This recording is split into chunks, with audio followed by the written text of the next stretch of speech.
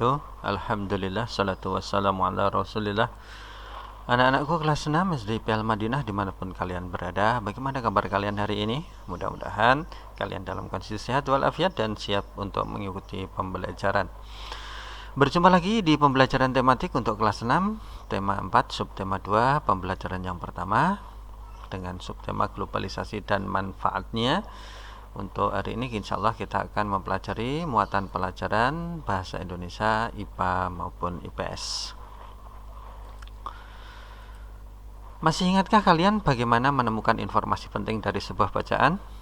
Iya, tentu dengan cara mendengarkan ataupun membaca teks yang dibacakan atau yang kita baca dengan seksama. Jadi harus kita dengar dan kita baca dengan seksama.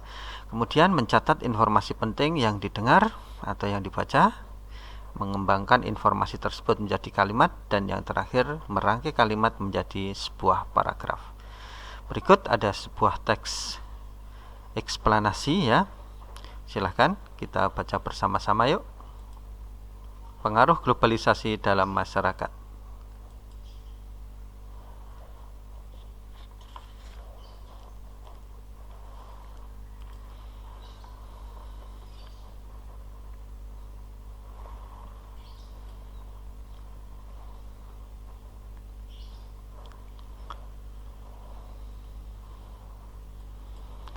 Nah, setelah membaca teks eksplanasi tadi, mari kita cari informasi penting dari setiap paragraf ya, dengan cara kita menuliskan di kolom berikut.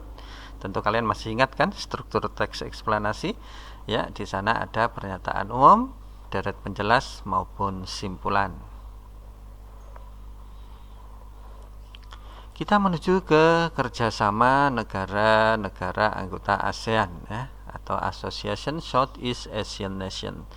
Di kerjasama negara-negara anggota ASEAN ada 3 pokok kerjasama penting yang ada di sana, yaitu kerjasama di bidang ekonomi, kerjasama di bidang politik dan keamanan, dan kerjasama di bidang sosiokultural atau sosial dan kebudayaan ya. Ini sudah pernah kita pelajari untuk sosiokulturalnya, termasuk di dalamnya ada kerjasama dalam bidang pendidikan, pariwisata, dan lain sebagainya di sana. Nah, hari ini kita akan mempelajari kerjasama negara-negara anggota ASEAN di bidang politik. Seperti apa? Mari kita simak bacaan berikut ini.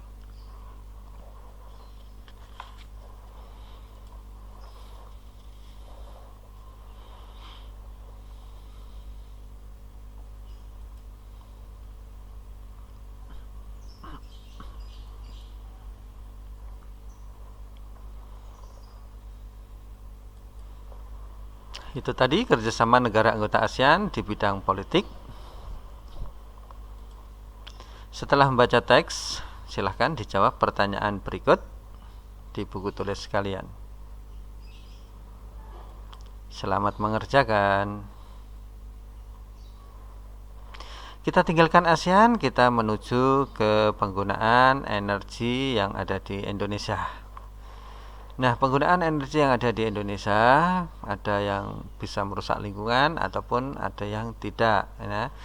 Di antaranya sumber energi yang tidak merusak lingkungan yaitu sumber energi alternatif ya, atau yang kita sebut sumber energi terbarukan di sini ya. Karena hampir setiap hari, hampir setiap saat ada sumber energi tersebut, yaitu sinar matahari ya. Yang kedua air, kemudian angin, panas bumi, biomasa, dan lain sebagainya ya, atau yang semisal dengan itu. Sementara sumber energi yang tidak terbarukan dan bisa merusak lingkungan yaitu sumber energi fosil ataupun kita sering menyebutnya yaitu minyak dan batu bara. Nah, di dalam penggunaan sumber energi pun kita juga harus bijaksana, jangan sampai bisa merusak lingkungan juga ya dalam penggunaannya. Berikut contoh penggunaan sumber energi yang kurang bijaksana ya. Di sini ya terjadi pemborosan ya. Di saat siang hari lampu-lampu masih menyala ya, radio, kipas angin ya, ini masih menyala semua. Sementara air pun juga demikian, tidak digunakan, tetap mengalir ya. Bahkan ketika kita makan pun juga harus kita perhatikan ya. Jangan sampai kita makan hanya sedikit kemudian banyak yang tersisa ya. Ini bukan masalah kita mampu membeli makanan atau tidak ya, ini masalah sumber daya bersama. Dalam artian makanan sisa yang kita buang ini harusnya bisa dinikmati 2 atau 3 orang lainnya ya, sehingga bisa lebih hemat. Ini hanya kita bisa nikmati sendiri kemudian sisanya kita buang ya. Untuk itu Rasulullah SAW mencontohkan kita kalau makan ya, sebelum kenyang ya kita berhenti ya, jangan sampai kekenyangan, jangan sampai kita membuang-buang makanan ya. Makanan harus kita habiskan. Sumber daya air pun juga harus kita hemat, jangan sampai kita buang-buang seperti ini ya. Nah, ini contoh suasana rumah di mana banyak terjadi pemborosan di sana, baik itu pemborosan air, baik itu pemborosan listrik ya, dan lain sebagainya.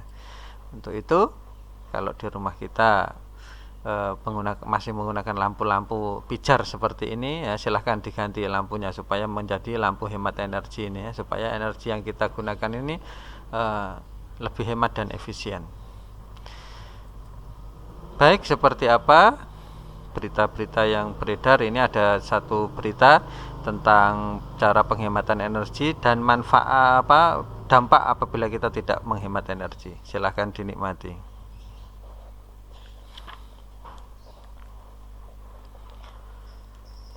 Setelah itu kita akan melakukan uji coba atau percobaan bagaimana memilih lampu hemat energi.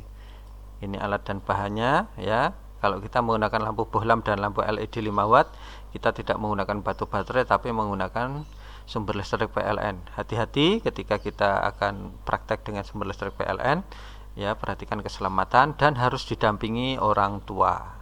Harus ada pendampingnya ya. Ini langkah percobaannya, dan ini ada beberapa pertanyaan. Nah, berikut ada hasil percobaan.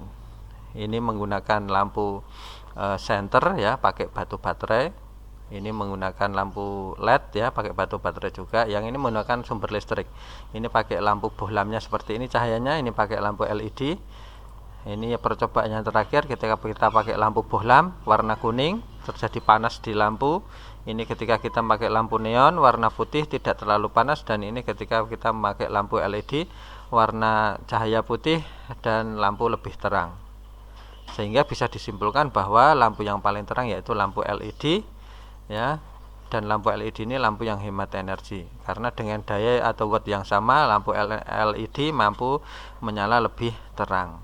Artinya kalau kita mau menyamakan keterangan cahaya dengan lampu LED, kita harus memiliki lampu neon atau lampu bohlam dengan watt yang lebih tinggi, sehingga tidak hemat energi ya kalau kita memilih lampu bohlam. Untuk penyajian hasil laporan seperti contoh berikut ya. Jadi kalau kalian diminta membuat laporan hasil percobaan seperti ini ya, formatnya: nama percobaan, tujuan, alat dan bahan, langkah kerja, dan kesimpulan. Baik, barakallahu fiik, pelajaran kita cukupkan sampai di sini. Insya Allah ketemu lagi di pembelajaran yang akan datang, yaitu di subtema 2, pembelajaran yang kedua. Subhanakallahumma wa bihamdik, asyhadu an la ilaha illa anta, astaghfiruka wa atubu ilaik. Wassalamualaikum warahmatullahi wabarakatuh.